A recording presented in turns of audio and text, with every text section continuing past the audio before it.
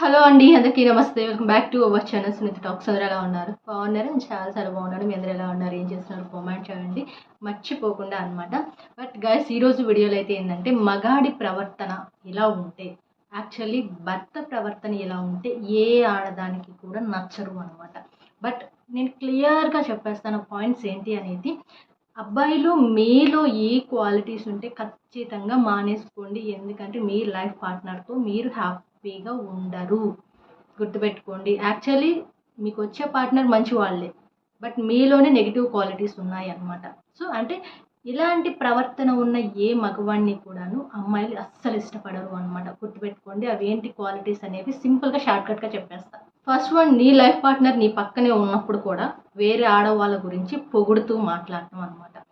అది ఎవరికీ నచ్చదు. బై ఛాన్స్ మీరు గుర్తుపెట్టుకోండి, ఒకవేళ మీ ముందే మీ భార్య ఇంకొక అబ్బాయిని పొగుడుతూ ఉంది అనుకోండి, మీకు ఎలా ఉంటుంది చెప్పండి? చాలా కోపం వస్తుంది కదా. At the same time girls కూడా అంతే అనమాట. ఒక పక్కన మీ భార్య ఉన్నప్పుడు ఇంకొకరి గురించి ఎలా మాట్లాడతారు మీరు?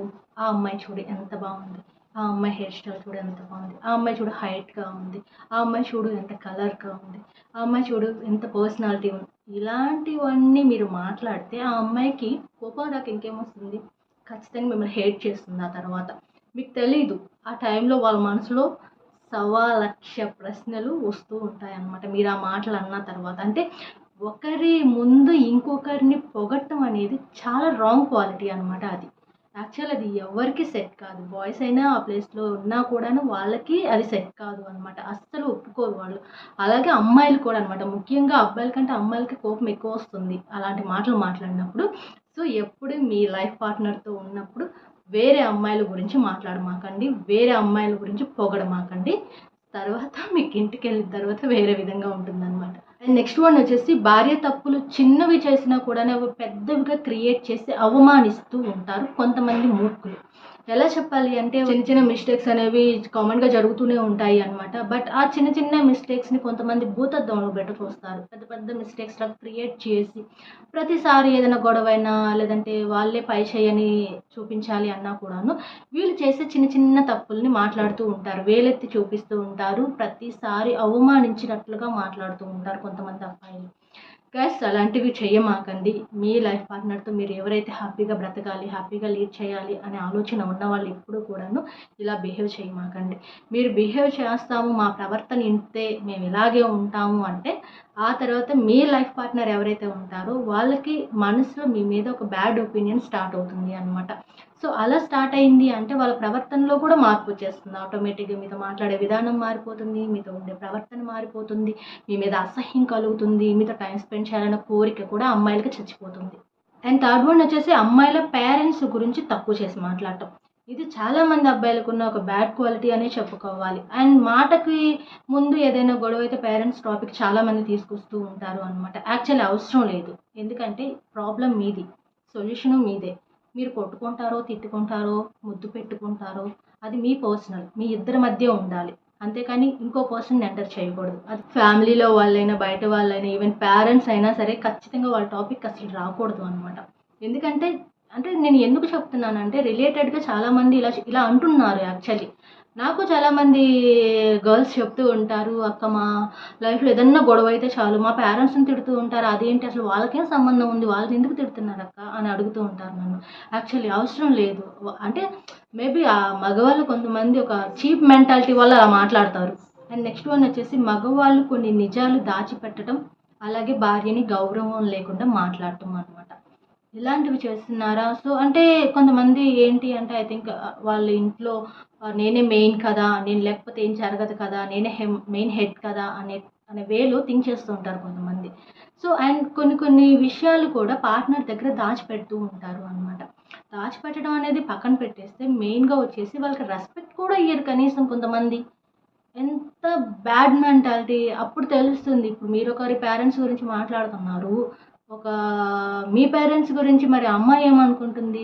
సో ఇలా చూడు, ఇలా బిహేవ్ చేస్తున్నాడు, ఇలా మాట్లాడుతున్నాడు, ఇలా హెరాస్ చేస్తున్నాడు, సో ఇలా అబద్ధాలు చెప్తున్నాడు, సో తన పెంపకం ఇలా ఉంది అని మీ భార్య కూడా అనుకుంటుంది. మరి మీరు ఏదైతే అనుకుంటారో వాళ్ళు అదే అనుకుంటారు. ఇక అలాగే తన ఇష్టాలని పట్టించుకోకుండా ప్రతిదానికి నీకేం తెలీదు, నువ్వు నోరు మూసుకొని ఉండు అంటారు కొంతమంది. యాక్చువల్లీ ఇది కూడా చాలా తప్పు అనమాట. ఎందుకు అలా మాట్లాడతారు? ఒక పార్ట్నర్ ఒక విషయం చెప్తుంది అంటే అది మంచి కోసమే చెప్తుంది. బ్యాడ్ కోసం చెప్పదు. వేరే ఏదో తక్కువ చేసి మాట్లాడటానికి చెప్పదు. ఏం చెప్పినా కూడా మన ఫ్యామిలీ బాగుండాలి, మనం బాగుండాలి అనే టాపిక్‌తోనే వాళ్ళు మాట్లాడతారు. మేబీ వాళ్ళకేదైనా తెలియకపోతే మీరు తెలియ చెప్పాలి గానీ, ఓకే ఇది ఇలా కాదు, ఇలా అని చెప్పేసి చెప్పుకోవాలి. కానీ అంతేగాని వాళ్ళు చెప్పేది చీప్‌గా చూడటం కానీ, వాళ్ళకసలు చెప్పే ఛాన్సే ఇవ్వకపోవటం కానీ, చెప్పినా కూడా అసలు నీకేం తెలీదు అని మాట్లాడటం కానీ, వాళ్ళకి కించపరిచేలాగా మాట్లాడటం అనేది మానుకోవాలి అనమాట. అంటే మీ ప్రవర్తన అలా ఉంటే ఖచ్చితంగా ఎవరైతే మీ పార్ట్నర్ ఉంటారో వాళ్ళకి నచ్చదు అనమాట. మిమ్మల్ని మిమ్మల్ని ఎప్పుడైతే అంటే ఎప్పుడు అమ్మాయి దృష్టిలో మీరు ఒక రేంజ్‌లో ఉండాలి అనమాట. అంటే నా పార్ట్నర్ నా కోసం ఏమైనా చేస్తారు. చాలా బాగా చూసుకుంటారు. సో, ఏదైనా గొడవొచ్చినా సారీ చెప్పేస్తారు. సో, నన్ను అర్థం చేసుకుంటారు అని ఒక లెవెల్‌లో ఉండాలి మిమ్మల్ని ఊహించుకున్నా కూడాను. అంతేగాని తను ప్రతిదానికి నన్ను తక్కువ చేసి మాట్లాడుతూ ఉంటారు. లేకపోతే నాకు సరిగ్గా టైం ఇవ్వకుండా ఉంటారు. నాకు సరిగ్గా రెస్పాన్స్ కాకుండా ఉంటారు.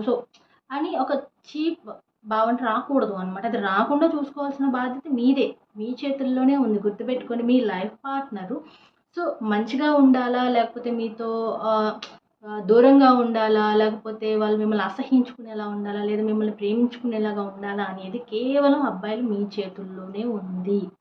మీ నడవడికను బట్టే వాళ్ళ మార్పులనేవి జరుగుతాయి. గుర్తుపెట్టుకోండి. రెస్పాన్సిబిలిటీ గురించి నేను మాట్లాడాను కాబట్టి ఇది కూడా చెప్తున్నా. ఎందుకంటే ఈ విషయంలో కూడా చాలామంది గర్ల్స్ కొంచెం బ్యాడ్‌గా చూస్తున్నారనమాట లైఫ్ పార్ట్నర్‌ని. అంటే ఆహ్, ఏది అంత కేరింగ్‌గా చూసుకోకుండా, నా బాధ్యత అని ఫీల్ అవ్వకుండా, సో, లెక్కలేనట్టుగా, కేర్‌లెస్‌గా ఏ అబ్బాయి బిహేవ్ చేసినా కూడాను ఆటోమేటిక్‌గా అమ్మాయిలకి నచ్చదు అనమాట. ఖచ్చితంగా దానివల్ల కూడా గొడవలొచ్చే ఛాన్సెస్ అయితే ఉంటాయి. గాయ్స్ ఇవి గుర్తుపెట్టుకోండి. మీరు మీ భార్యతో మీ ప్రవర్తన ఇలా ఉంటే మాత్రం ఖచ్చితంగా వాళ్ళకి మీరైతే నచ్చరు అనమాట. దానివల్ల మీకు ఫర్దర్‌గా ప్రాబ్లమ్స్ తప్ప ఇంకేం ఉపయోగం అయితే ఉండదు. దాన్ని బట్టి మీరు ఏమన్నా చేంజ్ చేసుకోవాలి అనుకుంటే నేను చెప్పిన వాటిలో చేంజ్ చేసుకోండి. మీ లైఫ్‌ని హ్యాపీగా ట్రావెల్ చేయండి. ఓకే. ఇదే నేను చెప్పాలి అనుకున్నాను. వీడియో ఎండ్ చేస్తున్నాను. వీడియో ఎలా ఉంది కామెంట్ చేయండి. కొత్త వాళ్ళ ఛానెల్‌ని సబ్స్క్రైబ్ చేసేసుకోండి. ఇన్‌స్టా ఐడీ, మెయిల్ ఐడీ నేను డిస్క్రిప్షన్‌లో ప్రొవైడ్ చేస్తాను. మీరు ఏదైనా కావాలి లేదా మీ డౌట్స్ ఏమైనా క్లారిఫై చేసేసుకోవాలి లేదా ఫర్దర్‌గా ఇలాంటి వీడియోస్ చేయండి మోటివేటెడ్‌గా అంటే ఖచ్చితంగా నాకు చెప్పండి. మంచి వీడియోస్ నేను ఎప్పుడూ మీకు మోటివేట్ అయ్యే విధంగా నేను చేస్తూనే ఉంటాను. బట్ మీ సపోర్టే నాకు కావాల్సింది. ఆ సపోర్ట్ ఎలా ఇస్తారు అంటే ఒక చిన్న లైక్ ద్వారా అనమాట. Okay. Thank you so much. నేను మరొక స్పెషల్ వీడియోతో కలుస్తాను. Take care. By by.